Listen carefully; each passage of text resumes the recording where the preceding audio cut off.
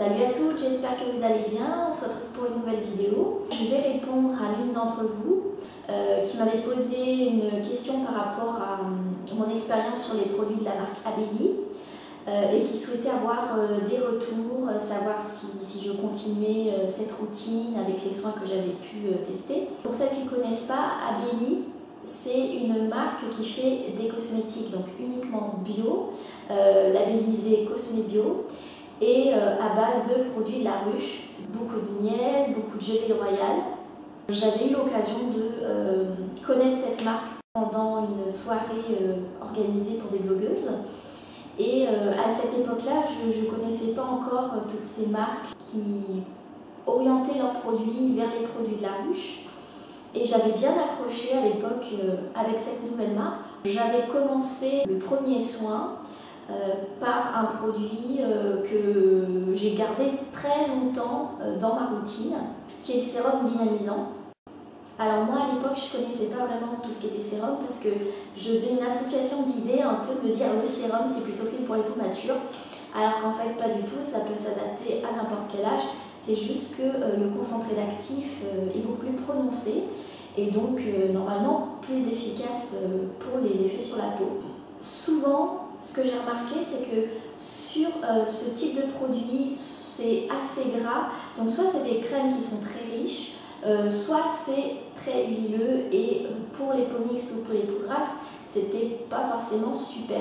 Donc moi, ce qui m'avait énormément plu sur ce produit-là, c'est que justement, il était sous forme de gel. Souvent, on est obligé d'attendre que ça ait pénétré un peu dans la peau, que ça ait séché pour pouvoir commencer à mettre son maquillage.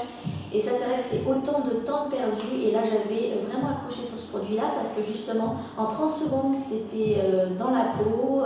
Ça laissait la peau comme si je n'avais rien mis, comme si elle était complètement à nu. Et au niveau des effets, c'était vraiment assez bluffant. Puisque en fait, ça avait apporté un bon coup d'éclat à ma peau. Et j'avais trouvé qu'en plus de l'hydratation, qui était largement suffisante, j'avais trouvé donc, que c'était assez fluide et que ça avait affiné mon grain de peau. Seule petite chose que j'aimais moins, c'était au niveau de l'odeur, mais là on ne peut pas tout avoir. L'odeur légère de bleuet et de gelée royale qu'on sentait et qui se détachait du reste des ingrédients. Et là surtout vraiment le bleuet. Une fois que c'est mis et qu'en plus vous avez d'autres produits de maquillage par-dessus, l'odeur part et c'est vraiment quelque chose de très léger.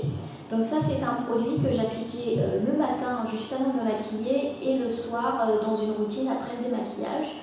Et je l'ai utilisé pendant très longtemps, pendant bien plus de 6 mois, tellement j'avais vraiment accroché avec ce produit. Donc je l'ai vraiment gardé très longtemps.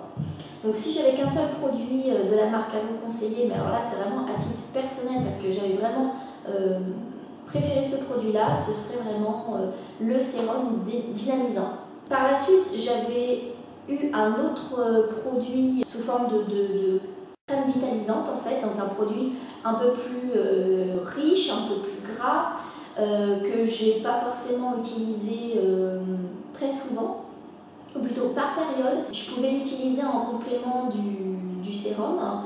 Le soir, quand j'avais pas forcément envie que le produit se gaspille, parce qu'au bout de 6 à 9 mois, bon, bah, les crèmes, il ne faut pas forcément les garder plus que ça.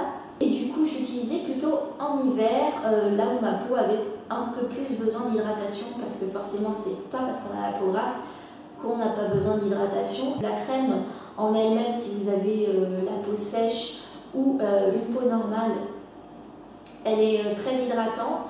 Et elle sent vraiment très bon le miel, c'est vraiment super agréable. Les 2 derniers produits que j'avais testés de la marque Abelli, c'était des produits d'hygiène. Donc on avait un gel douche qui s'appelait Fleur de citron et qui était au miel d'acacia et à l'huile essentielle de citron.